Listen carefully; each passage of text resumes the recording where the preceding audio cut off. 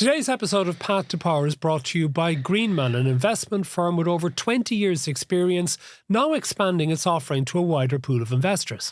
Greenman Open is a European long-term investment fund, ELTIF, that provides access to real estate investment through a regulated and professionally managed fund. Open is designed for long-term stability, and unlike many investment vehicles typically restricted to professional investors, they are available to a wide range of investors with lower minimum investment requirements, making them more accessible than ever. To learn more, visit greenmanopen.com. Before making any investments, it's important to understand the risks. Investments can go up or down, and past performance is not a reliable guide to future results. Greenman Open is a regulated ELTIF, but like all investments, it carries risks. You should always seek advice from a financial professional before investing. Hello and welcome to this, our latest edition of Path to Power. I'm Matt Cooper. And I'm Ivan Yates. Later, we will be talking about local property tax and housing, but the bulk of today's podcast has to be dedicated to the economic war that Donald Trump has started against the rest of the world on behalf of the United States of America. And we will be getting into how the Irish government can respond to that. But Ivan, I want to start by saying, do you recant? Do you withdraw from all of those times that you accused me of Trump derangement syndrome? When you gave out to me last year for being too obsessed with what goes on in American politics, for taking Donald Trump too seriously, for taking him literally, for thinking that he would do the things that he said he would do. Do you now admit you were wrong? Well, sorry, first of all, this isn't about me. And some of the issue... It is. I'm looking for an apology. I'll answer your question fully. But it's not about me, because this is very serious. What I would say about it is, and we've during the election, we said that the tariffs were an existential threat to Ireland. On many other issues, I would be Republican-leaning, and I make no apology about that. This isn't Republican. What he's doing is not Republican. Well, put it like this. He's doing it through the triple lock he has between the courts, the Congress and the Senate, that gives him the authority to do what he mightn't be able to do. But I just roll it back a second there. Number one, I think our analysis of Trump in the White House, Trump 2.0, is completely different to Trump first time around. First of all, there isn't the comings and goings, there isn't the chaos, there isn't the novice-y feel to it. It is actually really, this is our agenda and we're very firm about it. To that extent, taking him literally is absolutely a valid point. But everything should be still seen in the context of an American-US reality TV show. The way he moved it from the Oval Office to the Rose Lawn in terms of his clipboard and all of that in the different countries, a lot of which doesn't bear much analysis. So put it like this, yes, in terms of... but let's be clear about it. Again, I always say, look at this from their perspective. Yesterday, I was at a pharma conference, right? And the top person, I would say, who led off is in thought leadership for pharma worldwide is Sarah Rickwood, who's the president of IQVIA, which is the main consultancy for pharma across the world. And I asked her the question, is Trump's policy in terms of trying to reshore American going to work from these tariffs? And you know the answer she gave, and I gave it verbatim. She said, and she's based in London, she said, well, it's already working, Ivan. If you look at what Lilly have decided to do, look at what Johnson & Johnson have decided to do, there is already a pipeline of $6 trillion of investment. Look at what Apple have decided to do. Look at what car manufacturers Hyundai have decided to do. Hyundai. Put it like this. He actually didn't need to do a lot of the tariffs. He could have created American trade-free zones to actually get American reindustrialized, to get reshoring. And from that point of view, while we will talk in detail about the tariffs, in terms of the one is he getting boardrooms of global multinationals to decide to invest manufacturing plant in the US, it is working. To a limited degree, because as I said to you on this podcast previously, what Apple announced, just to take Apple as an example, was essentially something it had already announced for the United States during the time of the Biden administration. It added a little bit on, but not an enormous amount on. And for the whole thing about, say, car manufacturing, saying Hyundai, whatever, these car manufacturers have to get parts imported from other countries. Now, maybe Trump thinks he can get all of this done in the United States of America. Good luck to him, because there's a number of reasons why you won't. At present, the unemployment rate in the United States of America is 4.4%, which in all practical terms, like ours here in Ireland, is full employment. There are 9 million job vacancies in the United States of America. He's deporting people. And I tell you, when this backfires, if this tariff thing backfires, a prediction, one of the things that will happen, you will see egregious targeting of migrants, be they illegal or not, be they any threat to America or not, and he will make a big stage show out of deporting migrants to detract attention from the damage been done to the American economy by the tariffs. What is different in Trump 2.0, which was utterly predictable, because, you know, even on this side of the Atlantic, there were those of us who were saying this on podcasts like this or who were writing it, was that he wasn't going to be constrained by the same people who were the guardrails in his first administration. He had managed to purge the more conservative people, and I say that with a specific reason. He has brought in the radicals, the ideologues, and I think those people now, he's in an echo chamber. So he's got nut jobs, including people like Peter Navarro, who went to prison previously, who's back in the fold, who have these wild, wacky ideas. And I think we need to, a lot of people say, like, is he Putin's agent? Is he, been the sort of like the Manchurian candidate from within, destroying America from within? I think we need to look more at people, not just like Elon Musk, although Elon Musk clearly in trying to destroy Doge, I don't think his efficiency isn't what Doge is about. It's not about wasteful spending. It's about destroying government to put the power in the hands of private enterprise businessmen. And Musk has a philosophy like that. And there's also a book I'll recommend to you that was written 4 years ago by Max Chapin, and it was called The Contrarian, about Peter Thiel. And Peter Thiel is J.D. Vance's sponsor. J.D. Vance has previously had worked for him, and Thiel put up the money for J.D. Vance to get into the Senate in the first place. Peter Thiel was the only tech bro. He was the guy who set up PayPal with Elon Musk before he sold. He also was one of the founding shareholders of Facebook. He only stepped down from the board of Facebook in 2022.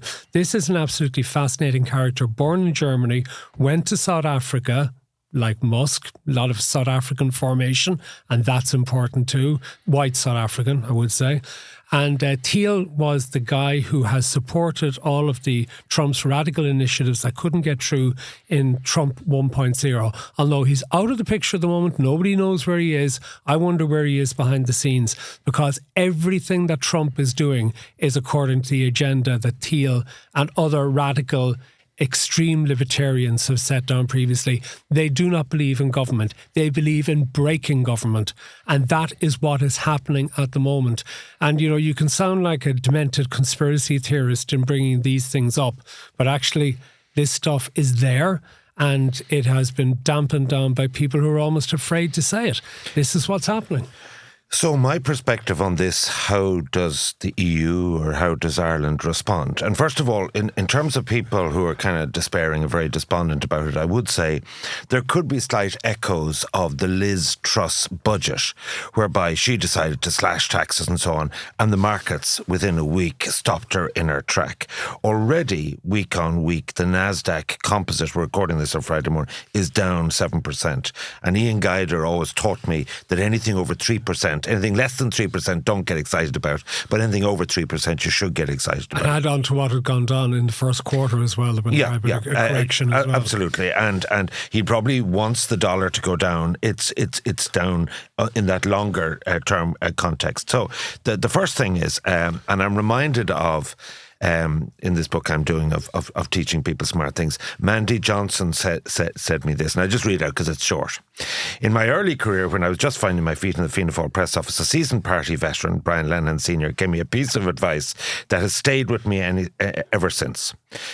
When you don't know what to do, do nothing. I asked him how to handle a crisis in politics, expecting a detailed strategy, and said he told me that if you have the discipline to hold back, there's a 50-50 chance that events will shift in your favour, even without you needing to act. But if you respond impulsively, without fully understanding the consequences, there's an even greater risk that you'll make things worse. And that's where we're at now, because on Monday, the EU Council of Ministers meeting, and I just want to say that I am not part of the consensus led by Danny McCoy, who I'm surprised about, and others saying the first thing we need to do is tit for tat, and that Europe needs to get out its arsenal, which is truly formidable against it. Because I just want to give me 1 second to go down this pathway.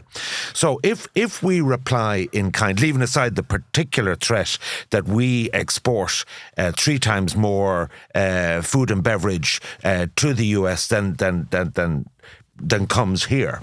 And therefore any tariffs, in other words, you're cutting off your nose to spite your face, because other sectors will be drawn into something more serious. But if, as the French and German government want, that we look at the regulatory regime for the tech sector, we introduce an EU digital tax and essentially apply tariffs on that, we are absolutely decimated, because on top of the pharma, so pharma hasn't been announced, but my expectation is that it's a Section 232, that there will be a separate pharma tariff. It may be 25%, but they're actually looking at other things like the licensing arrangement for the imports of drugs. So, and so therefore, cars are separate, steel and aluminium is separate, lumber is separate, and copper is separate, and pharma is separate. So the decisions just haven't been announced on pharma yet. But just let's roll the dice forward. So say we go tit for tat, America doubles down, we destroyed the tech sector in terms of transatlantic, and you know what, when you think about it, the next thing that'll be hit is the financial services sector. And then, you know where you end up with this? You end up in a Russian, almost sanctions type situation. So what I would say is, what Trump has done is actually damaging to America. It will be seen to have somewhere between 400 and 600 billion of annual costs to American consumers in terms of the application of the tariffs. So, first of all, don't do anything that makes it worse. Okay, a few things in relation to that. Let's just start with the pharma sector. I wonder if perhaps, because he knows that there will be a backlash in the United States if people find their medicines are far more expensive and they can't afford them. Or the supply is affected. Or the supply is affected, that he will introduce the sanctions on more of a phased basis in pharma. Yes, I can see that he wants to bring manufacturing back to the United States. I think there's a couple of things that have happened in relation to this. These pharmaceutical companies, which have been in Ireland, some of them up to 50 years, are not just servicing the American market. All of their material does not go back into the United States. A lot of it goes to the rest of the world. They want 60% to me, I heard yesterday. Yeah, okay.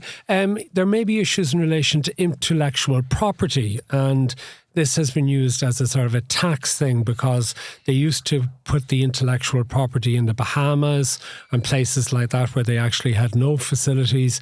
So after a lot of pressure, they decided, because there was new legislation brought in 2017 in Congress, they moved the intellectual property. Lots of companies moved it to Ireland because they actually had physical capacity here, so they're able to justify the intellectual property on the sales globally by routing it to Ireland and paying the tax here in Ireland rather than paying it back in the United States. And as I've said to you before, I can understand why the Americans would actually want to target that.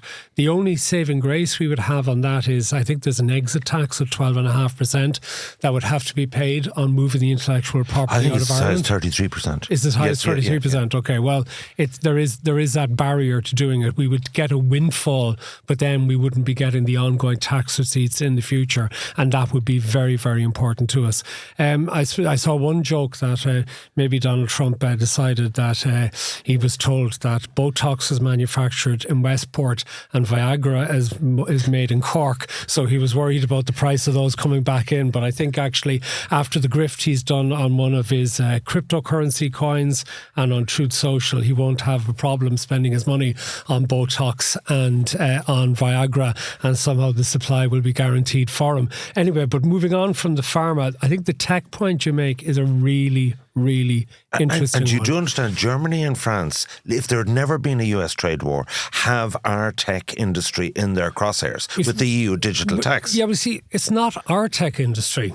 Well, it's our location. The tech companies. But you see, I would actually have a lot of sympathy for that particular thing as well, and for a number of reasons. Two or three things that the tech companies have done that I believe to be egregious is, again, they have allowed particularly the likes of Facebook, which is Meta with Instagram and WhatsApp as well, Google, with the likes of YouTube, which of course we're broadcast on as well, and Twitter. All of these have allowed the spread of misinformation, deliberate disinformation. They have acted as... They haven't fulfilled their duties as publishers, and they hide behind so-called belief in free speech to let anything go, and they have disrupted society. They have also involved themselves in basically selling advertising by preying on the vulnerable, including children, and this has been appalling what has actually been done. And then the other thing as well is that they have literally on the backs of material been produced by the much scorned mainstream media. They have used that material for their own advertising fundings, and they have taken advertising in vast amounts and paid very, very little tax on it, and have undermined traditional media in doing so. So even if you take things like Netflix and whatever, and how that's undermined domestic broadcasters and Amazon Prime and Apple Plus and all the rest of it, yes, I do believe that Europe should be levying digital taxes for a redistribution rather than allowing all of the power to go to these American companies. And it will be interesting. I mean, there's an interesting case coming up next week in the United States. Mark Zuckerberg, the reason Mark Zuckerberg has been kissing Trump's substantial ass has been that he's worried about a Fair Trade Commission case which starts next week against Facebook or against Meta in the US, which could force him to divest Instagram and WhatsApp. And he's trying to get away from all of this. I mean, it'd be an irony if Trump kicks Zuckerberg in the United States for good reasons and then goes to protect him overseas and the rest of it. But I think we're caught here between the devil and the deep blue sea. We love all the tech taxes, but actually they're not all really due to us, and there should be greater taxes in that industry. Well, on that, I'll give you no sucker. I mean, I get your point about regulating platforms and so on. But I'm all in favour of kissing ass, because I'm looking at I'm looking at the Exchequer returns published earlier this week. Now, always the way the Exchequer returns worked was, in the first few quarters, we were in the minus because the big taxes came in, the income taxes in October, November, and therefore we only hit a surplus. So we recorded a surplus of 4.1 billion for the first quarter up to the end of March. Now, some of it was Apple back taxes, but basically the Department of Finance said that the figure last year was a surplus of 300 million, up to 4.1 billion. The fact is, you know, all our health services, all our education services, all our welfare systems, all our pensions are actually being funded by this humongous amount of money that is coming from these tech bros. And the fact of the matter is, Ireland's wealth, Ireland's public services are dependent on this. And I put it like this. I think, you know, if this is, so we had the Operation One, which was the 20% EU tariffs, and also let's just reflect on this. China has been hit with a 54% tax. A lot of the contract manufacturing was done in Cambodia, Vietnam, and so on. Let's just look at globalization for a second, because people talk about globalization is very simple. You have a multinational global company, and they sell their consumer goods into the richest markets, the US and the EU, and they produce their stuff on the cheapest slave labor that they can get. And it's a great business model, and they use and pick and choose. And you see how many jobs in Ireland over the last 20 years moved out of Ireland because its cost base was too high. So that is their business principle. Hold on a second. See, again, this, you know, you have to look at this in a broader context. Globalization has lifted at least 1 billion people out of poverty. And for all you say, We have lost manufacturing jobs in Ireland. Yes, we have, but look what we've replaced them with. We have never had more people at work in Ireland, and that is part of the favour of globalisation. Oh yeah, and in America, globalisation, yes, they have lost manufacturing jobs, but they have replaced them with all sorts of other jobs. So there's a few things I want to come to that. I want to still focus on what the European Union is going to do, and I think we could be the victim of unintended consequences in relation to the response. We've already seen that partially when the first tariffs on steel and aluminium, Europe put together a package worth 26 billion, included in that American bourbon. Very small amounts of that comes in, and if you've ever drunk sickly sweet Jack Daniels, know why it doesn't appeal to Irish taste. If you put enough Diet Coke in, it's all right. Just about. But I prefer my Irish whiskey to the sickly syrupy stuff that comes in from America. But the response, of course, in relation to that was alcohol from Europe. So probably the main target was French wine and champagne. And God help them in America, because I think I may have said this to you a couple of weeks ago, when I was in Chicago 3 weeks ago, most of the wine lists were just full of Californian piss, basically, right? It was horrible. I was on one of my rare occasions when I was allowing myself a couple of glasses of wine, and it was nearly all Californian or Argentinian, and the Californian stuff was pretty dank. So they're cutting off their nose to spite their face by not taking in their European wines. The only silver lining in all these clouds is that apparently there's a huge glut of Rioja. I love Rioja. Yeah. And they've stockpiled because going back to COVID, consumption went down and all this good stuff. And now with Rioja being hit with these American tariffs, it'll be for nothing. I'll be able to go to Little and Aldi and get it for €4. Okay, but then just continuing this point, then Irish food gets caught up in it, and there's now legitimate concern for butter. And like you mentioned, interviewing Martin Hayden, the Minister for Agriculture, in relation to this. But what Ireland has done, like the French have done, the French have also been back into the European Commission. Oh, take bourbon off the list because that's affecting our exports. And every country, I think, is going to go into the European Commission and says, Jesus, don't do that, because if you do that, this will actually mean that. It's not going to work. Europe is going to give 30 days for negotiation. I don't think it's going to get anywhere in those 30 days. It will have to impose tariffs and more again, and we are going to get caught up in this tit for tat, and it can all get very, do you accept that tit for tat could make things worse, because where will it end up? Because Trump, you're actually going to the Trump playbook then of nonsense, insofar as that, in my view, the trading dynamics are such here that there are two chances that this could be negatived over time. One, US consumer reaction, and the second is US stock markets. And, if you look at Nike, you look at Apple and what's happening to their stocks, because their business model of globalization is going to be truly impacted here. They will do reshoring and that, but the truth of it is they cannot produce their goods and services at the same price in America as they can globally. And so therefore there's a limit to what they're going to bring home. So the market view of this is that there's going to be no winners. If you double down on it, you're making it worse. I actually think the smart play is to threaten all these things but not to do them. Okay, but then you effectively let him get away with what he's doing. No, he may pull back. He may have to pull back. He may not pull back. But you know what we'll do when we come back after the break? I want to conjure up a voice from beneath the grave. I want to bring Ronald Reagan. Well, into him and Maggie podcast. Thatcher, are my soulmates. Well, there you go. They are actually fundamental to my initial thoughts. Of the Ronald Reagan I'm a big clip fan that of I've got. Reagan. But I'm going to bring up something else that I've been thinking about, and you're going to probably laugh and scoff at me, but why I think Greenland could become the next major problem for the European Union. We'll get to all of that after the break. This episode of Path to Power is brought to you by Greenman, an Irish investment management firm. Greenman Open focuses on investing in grocery-anchored retail real estate, designed to generate stable, long-term income. The fund is managed in Ireland. Learn more at greenmanopen.com. Before making any investment, it's important to understand the risks. Investments can go up or down. A past performance is not a reliable guide to future results. Greenman Open is a regulated ELTIF, but like all investments, it carries risks. You should always seek advice from a financial professional before investing.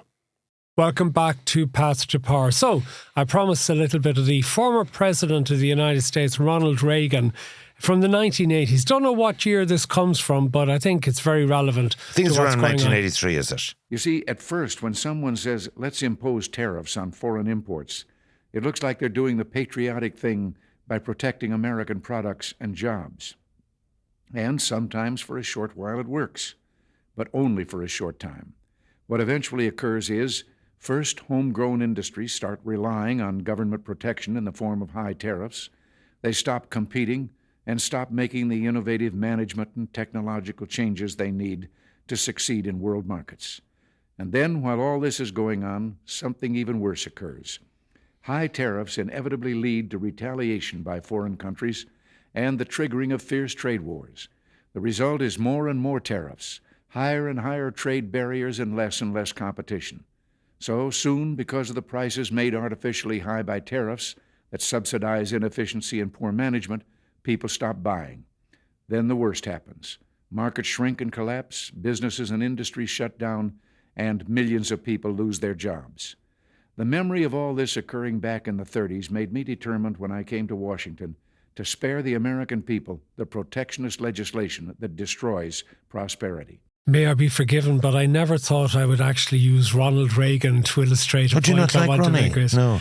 Well, you know where. No. Things. Well, first of all, he for me, he is an inspirational figure. Because he was an actor, he was derided. My favourite Ronnie Reagan quote, because I was getting into politics in the early 80s when he was coming on, same late 70s, the same time as Thatcher, and what party I joined, because I was agnostic in terms of I had no allegiance or hereditary sort of heritage commitment to any party, and I was sort of right of centre. It's my favourite quote of his is, he was asked one day, Mr. Reagan, President Reagan, what colour is your hair? And he says, the same colour as the day I bought it. It was a wig. But like this, we actually in the previous podcast, like he would be my baseline of what is your view on tariffs. Well, as it happens, I also found, I didn't ask Aidan to put it into the mix today, but I also found similar comments by George W. Bush. Made both Republicans. Yeah, well, that's the point I'm going to come to. You see, and this goes back to something I said earlier. Trump is not a Republican. You know, for all of when he was managing to reestablish, well, he's cannibalised the Republican Party. He's cannibalised the Republican Party, and basically, you know, in the campaign of bullying and gaslighting that went on, anybody who has stood up to him over the last 8 years has been accused of being a rhino, Republican in name only. Actually, he's the Republican in name only. He is putting in a libertarian agenda. He is an economic idiot, right? He really actually doesn't understand the impact of tariffs. He has an old-fashioned mercantile view of the world. He doesn't understand services. He doesn't understand supply chains. And yes, he's clever in his performances, and he has been very good at getting the MAGA mob on his side. But I'll tell you who has an awful lot to answer for, and I think they should be hanging their heads in shame at the moment, are the bosses of corporate America. The bosses of corporate America who say, oh, we're always divorced from politics. We don't get involved in politics. My arse, they always get involved in politics. They fund it. Now, the main funders of the Trump campaigns have been the climate change deniers. So you got an awful lot of those types who have wanted to gut the fracking and LNG. And all that sort of stuff like that. You get the white men, and I say that advisedly, who are against DEI, diversity, equality and inclusion, and who have been determined to gut it. And you can make your own views as why they have decided that they wanted to do that. So Trump is unfortunately a fool who's doing an enormous amount of damage. And, you know, we've been saying regularly that it's a TV political reality show. I mean, he came to fame playing the part of a businessman on The Apprentice. An awful lot of people fell for that. And it doesn't say much about America that a lot of people were fooled by it. But worse, I think, is all of the people in senior positions in the Republican Party who allowed themselves to be bullied or who went along with it thinking that they would get preferment, and corporate America for failing to stand up to him, knowing the damage that he could do, and then the ass-kissing done at his Well, you could say inauguration, but I think he looks at it as a coronation. He sees himself been there for more than 4 years, and he is subverting Congress, he's subverting the courts, he's doing everything. Okay. So you either look at this glass half full or glass half empty. I think corporate America have yet to play their cards in this. I actually think Trump's really strong base, the really Trumpers, are actually equivalent to the Brexiteers in the north of England.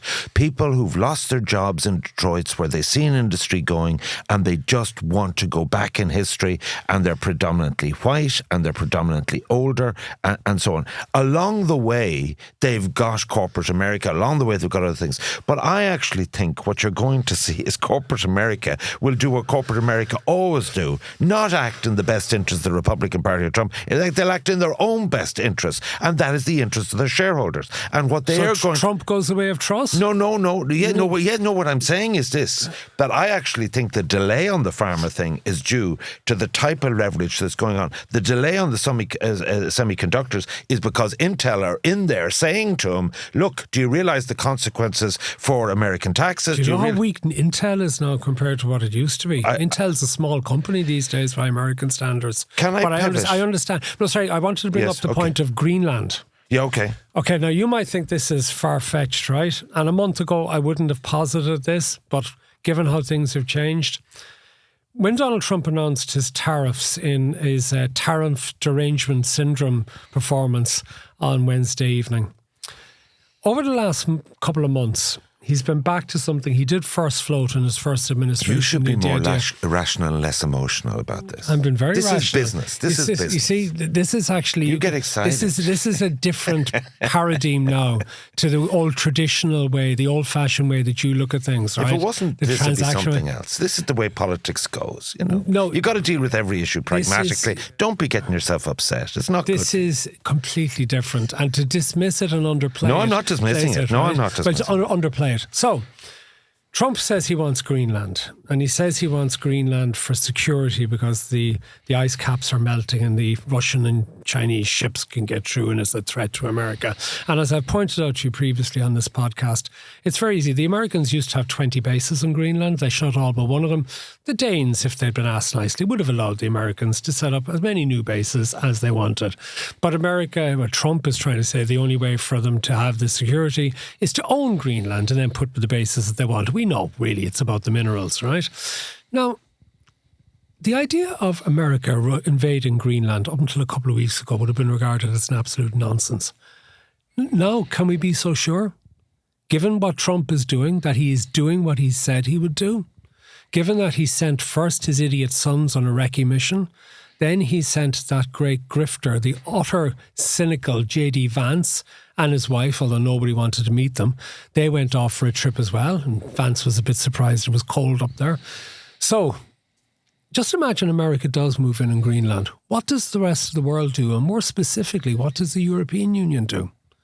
The European Union is not in a position to send troops to fight the Americans off Greenland. It's not going to do that. But the European Union will have to stand by Denmark, which is the protectorate of Greenland. And the only ammunition it would have would be all-out trade war, all-out economic war. And the consequences for us in Ireland of that would be absolutely disastrous. Now, you could say that'll never happen. They'll never invite Greenland. I hope to God I am right that it never happens. But you know that you're what? wrong, you mean? Oh, sorry, that I'm wrong. I hope to God that I'm wrong. Jesus, yeah, absolutely. I really hope I'm wrong. But by God, what if it does happen? Well, I don't think that's a realistic... America's interest in Greenland is explicit, but I don't think they will use military force to take it over. Because, first of all, it'd be totally counterproductive. Secondly, it isn't necessary. They can get the licensing deals on minerals. And the tariffs wasn't necessary because the American economy is in a far better position. Well, let's just see where the tariffs end up. Trump has this bizarre view of the world. Can I give you some good news? So I was at this Pharma Managers Institute conference yesterday, and can I just say a couple of things? That first of all, you'd be interested in this, that the cuts that the Doge have implemented in defunding US aid is really affecting the pharma industry globally. This would be vaccines for HIV, Mpox, Ebola, is really having a profound effect on pharma expenditure globally. But there's a couple of other things that are good news. So they've been doing all these, Kingston Mills was there doing all these experiments. So with cancer, they burnt it, they poisoned it, chemo, and now immunology. There is going to be, in our lifetime, a vaccine for cancer. There is going to be innovation. Is actually, China's come from 4% of the innovation market to 25% of the innovation market. There are really, really exciting things happening. You know, lots of people won't take that vaccine because they're convinced that vaccines don't prevent illness, they cause illness. And you know what the biggest seller is in terms of the pharma global market? Is obesity drugs. It is absolutely transforming. Sure, but I am on the Ozempic. I take my weekly injection. Well, the point is what they found with the mice. Not only did they reduce their fatty liver, but they actually made them live longer. And so therefore, GLP-1 drugs. Yes, that was mentioned. Yes, what they also do is, Ivan, if you ever go on it, not only would you lose weight, but you would lose your appetite for gambling. Would I lose my appetite for alcohol? A bit, yeah. In fairness, I actually... Well, that'll be no harm, a bit. That'll be no harm. Well, you're still off it. Are you still on the drive? How many weeks now? It's the longest bloody Lent I've ever experienced. Lent is always the same length of time. 40 nights and 40 days and thing. It seems like 400 goddamn days since the 3rd of March. I'll never do that again anyway, but I'm gone insane with it. But the point about it is this, that in terms of cancer being preventable and treatable and therapeutically, the fact that the obesity and all of this means another scalp forward on life expectancy. But even before you get to that, even before you get to vaccines, immunotherapy now is becoming incredible. So you can actually, you see, cancers in different parts of the body are different, right? And I was actually interviewing Miriam Staunton from UCAN, which is United Cancer Advocacy Network, this week on The Last Word, because I met her at a conference recently and she was advocating about her own stage. You know how bizarre this is? She had stage 3 cancer, but to get the medicine she required under the public system, she had to progress to stage 4 cancer, closer to death, before she was allowed before the state would actually provide the drugs that she actually needed. Is it still a clinical trial stage or what? No.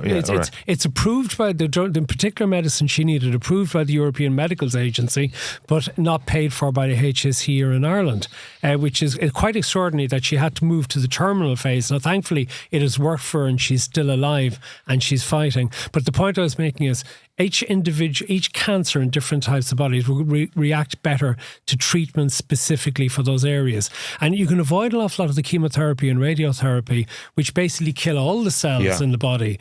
And you can actually focus more on laser type. Which is an incredible advance. And that's where there's going to be enormous advances in medicine, according to who can afford it. Unfortunately, there's going to be all sorts of ethical and a lot of it driven by artificial intelligence. But one bit of good news is the number of drugs. So the more normal lifetime of a patent is 7-8 years. The number of critical drugs and cancer drugs and other drugs that are coming off patent in the next 5 years means they can be made generically. The cost of drugs, the HSE is currently spending 3.3 billion on drugs alone through its own services, not out-of-pocket expenses. So that off patent is actually going to facilitate. But put it like this: what I'm trying to say is that amongst this sea of negativity, that there is actually some good things happening about our lives. Well, I'll tell you another opportunity. To come back to the trade thing. Yeah, but another opportunity that we can have. Trump's defunding of universities in the United States and targeting of foreign researchers provides us with an opportunity, if we're bright enough to take it, to actually develop sort of 4th level education here in Ireland. More of people who are on masters and PhDs who do the research work, that come up with these new drugs and come up with medical devices and come up with all sorts of different technologies that can improve their lives. And in future, instead of looking over to the United States for funding of these as well, we should be doing it here in Europe. We should be getting more money invested in these things. But let's get these the best globally. And I think it was Invest in Ireland is the name of the organisation set up by the aviation entrepreneur Donald Slattery. And I think that he has had incredibly good ideas, raising money from domestic Irish companies, getting support from government as well. Must find out from him how things have gone over the last year, because I think it's about a year since I last spoke to him about it. But there's a terrific opportunity as America becomes more isolationist, as America gives up on science and gives up on research and development, which is essentially what it is doing.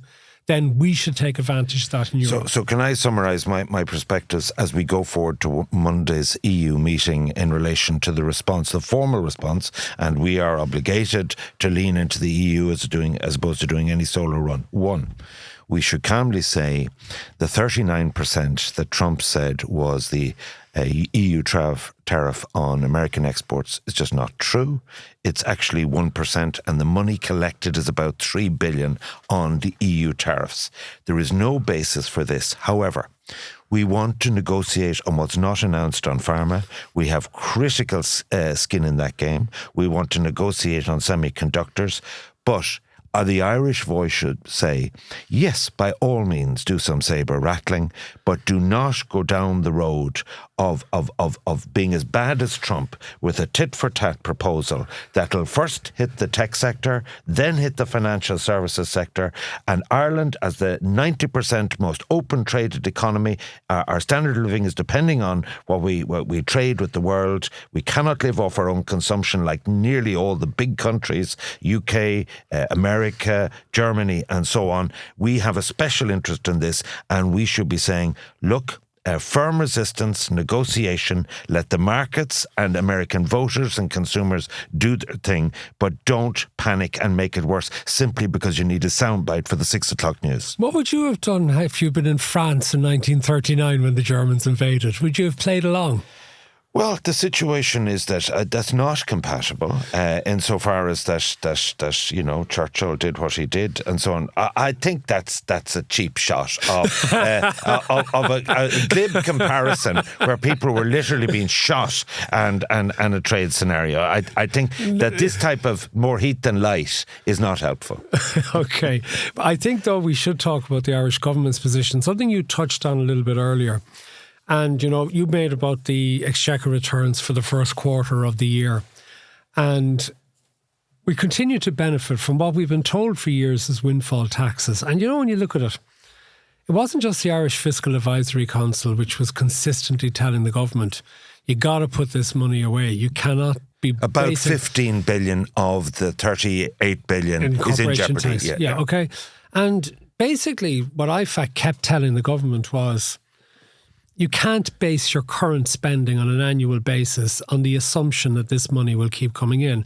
So what governments in the last 5 to 10 years have done has been say, yes, you're absolutely right. These are windfall taxes. We cannot be guaranteed that they will continue. And we are saving money and we are putting it away. Except they haven't put enough of it away. And they have actually essentially been spending the money on day-to-day services. Oh, absolutely. Right? On migrants, on lots of things that are an absolute waste of money. Public sector numbers are going up by 100,000. Things that are permanent increases in state expenditure. Okay, so something happened this week, and I challenged Paschal Donohoe, the Minister for Finance, about this on The Last Word. He announced in relation to the local property tax that because since the last revision to the bans 4 and a bit years ago, property prices have gone up on average by about 20%. If the bans were to remain the same come November, many people would be getting for payment in January or March a much higher local property tax bill. And that's even leaving into account the fact that the local authorities have 15% either way dispensation, I think, on the amount that's suggested from the state, and they tend to knock down the local property tax at each local authority area to reduce it. So a decision was made. I asked him, how much money does the government take in a local property tax a year? It was about 430. It's more. It's about 550. Okay, right. But I could stand to be corrected on that. Yeah. And by memory, I said, well, how much will you bring in now? Because there will be a small increase because of inflation, whatever and stuff. But with the new bans, he said, I think if memory serves right, 610 to 620 million. That's all. 610 to 620 million. Now, it's an incredibly emotive issue in relation to property tax. But think about it this way. In most European countries, particularly left-wing countries, which is why the opposition's objections to property tax make absolutely no sense, there's a realisation that property is wealth, and it is a wealth tax that is put on in most left-wing or socialist countries. And it's a way to widen the tax base so that income and work isn't necessarily punished as much as it is under our tax system. And everyone gets outraged at the idea, saying, well, we don't get the services for the money. What do we get for it? We already pay enough in income tax and the rest of it. And that is true. But there's an awful lot of younger people who don't own properties and can't get on the property ladder because of the prices, who aren't paying LPT because they don't own a property. There's an age divide. And it's a protection. And there was a report out as well this week from Goodbody Stockbrokers, which pointed out that there's 1.2 trillion euro worth of wealth in Ireland, over half of which is property, and which has gone up by about half over the last decade. So what are you advocating? Just hear me out. What I'm saying is there's about 300 billion in bank deposits and other financial instruments. We need to persuade people to invest that in housing and things like that for the common good. But 27% of the wealth is held by the 16% who are retirees. And I know that there are people who will give the examples of having very valuable properties, big homes, but they're income poor. But there are ways to do exemptions and stuff. And now what I'm saying is that if we're serious about widening the tax base, and if we're serious about reducing things like USC and income tax, then you have to do it on the property tax. And the point I'm really getting to is, at a time when the corporation tax is becoming so uncertain and is almost certainly going to diminish, why has the government handicapped itself by locking itself into such a low take of property tax? Now, the answer is obvious. It doesn't want to offend the voters. Well, no. Well, the point is that is actually a socialist equality argument you're making. You're making a revenue argument as well. But the point about it is this. It's absolutely valid insofar as it goes. And the thing that's most shocking is that the left-wing parties, Sinn Féin, promised not only to abate LPT, has done this, to abolish it. So, I mean, that's how nonsensical Irish politics... Simply because the vote winner. Yeah. No, sorry, it's simply how nonsensical Irish politics become. Put it like this. I'm not in favour of swinging increases on property tax because people are paying heavy mortgages on those properties. It has no relationship to their ability to pay. A lot of people are debt free in their mortgage. Okay, well, put it like this. The boomers, yes. Can I pivot on to something? It's a valid point, but the way it is this is pure politics is what that's about. We maybe should be getting several hundred million from property taxes, and we do from property rates in local authorities for commercial property. Can I just say... which often isn't linked to the profitability of a business. Absolutely. I remember... That's true. And this is going back... But you get a tax credit for it. Yeah, but I remember going back, and this is going back 30 years ago when I was editor of the Sunday Tribune, and for my sins, I used to be very involved in the finances as well, going through the accounts and doing things. And I used to be very frustrated by the rates we had to pay on the premises that we had in Baggot Street. And I remember my argument at the time was, well, I'd rather pay a higher rate of corporation tax because I'd like to have profits to pay it on rather than having the profits eroded by paying these rates. Can I, with just the 5 minutes or so left, pivot to another subject? One of the privileges of my life. So in 2020, I left full-time broadcasting and I moved really into the events space, not knowing where it'd end up. But as it happened, 2 days this week, the National Construction Summit is on, and next Tuesday is the National Housing Summit organised by the IHBA, which is under the Construction Industry Federation. It represents all the top house builders. And one of the things I do is Zoom calls with all the panellists beforehand. Now, this is a public event. So I did Zoom calls for an entire day this week with the likes of David Maloney, SecGen of Deeper, Graham Doyle, SecGen of the Department of Housing, Clara Mulhern, the Chief Planning Officer in the country, the bosses, Michael Stanley of Cairn Homes, Paddy Phelan of Ballymore, and then we go on the LDA, John Coleman and Phelan O'Neill, who are set to build 3,000 houses a year. And then on the Construction Summit, Paul O'Neill, who's the lead for KPMG on infrastructure, and I met this guy who is, in my view, the smartest guy in the room for judicial reviews from McCann Fitzgerald, Brennan Slattery. And John Spain's people have done a report saying the housing output this year will be 25,000 units. Can I just say... It's down to 25,000 now. Well, that's what they say. So the point is this. I just spent this week listening. You know, as a facilitator, it's not like you. Well, sorry, it actually is good for me. It's good for me. I know it is. It's good for me. So, just a couple of things I learned, right? And Paddy Phelan actually summed it up. He said, Ivan, you do realise that there will be no solution to the housing crisis before the next election. I said, what? That's 5 years away, 4 years away. He said, no, do the figures. He said, the National Planning Framework will be approved. I think it's going to be next Tuesday's cabinet meeting, but certainly in the next few weeks. It'll take a year to implement that to 2026 for the county development plans. So then you start lodging your applications for areas that are now zoned. Sorry, could you just stop? You know, when the National Development Plan or National Planning Framework, whichever one it is, Jesus, anyway. NPF, yeah. NPF, the National Planning Framework, is agreed by Cabinet next Tuesday, they should give an order to all county councils, all local authority areas, that they have 3 months to come up with new local development plans. Sorry, first of all, it's to be approved by both houses of the Oireachtas. Secondly, it requires the Planning Act to do national planning directives to 31 local authorities. So what I'm saying is the earliest that we will get the rezonings done to facilitate planning applications beyond 25 grand a year is 2026. That's not good enough. So then they submit the applications. Because they're large developments, it goes straight to Board Planola or the Planning Commission. The earliest we get a decision out of that is 2028. It takes 2 years to build it. He said there will be nothing built under the revised term until 2029. That's just not good enough. But I'm sorry, I'm just telling you. The other thing that I learned, which was shocking, the position of the government is you can have your money for infrastructure, or you can have your money for the end, the social housing and the end product, but you can't have both. There isn't enough. There's not enough money, and so put it like this. There won't be with the American trade war.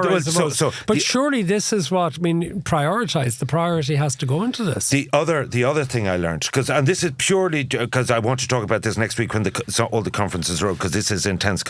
I met for the first time Sean Sweeney, who's the boss of Metrolink. Right, he's a Kiwi. This is the New Zealand guy. Yes, exactly. Came in on the.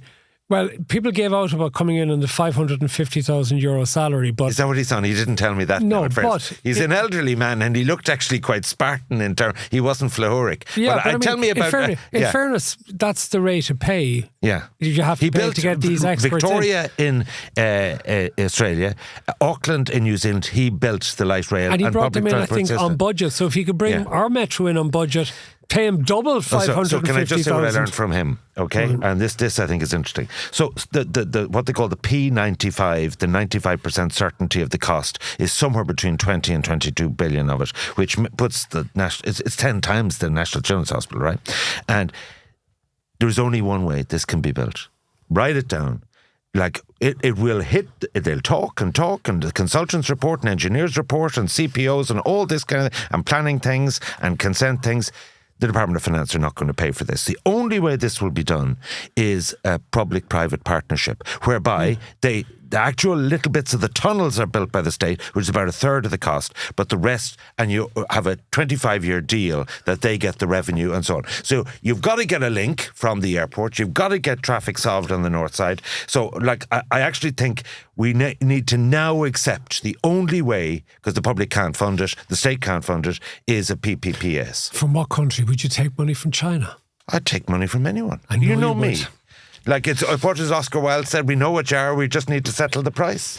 Just very briefly, I have to say, I met an old friend of yours in Cork last Saturday night. Oh, is there oh yes, I actually felt sorry for you, because what time did you finish at? Well, I did the Cork Business Association Awards. It was a mega award ceremony. Yeah, I finished it before midnight.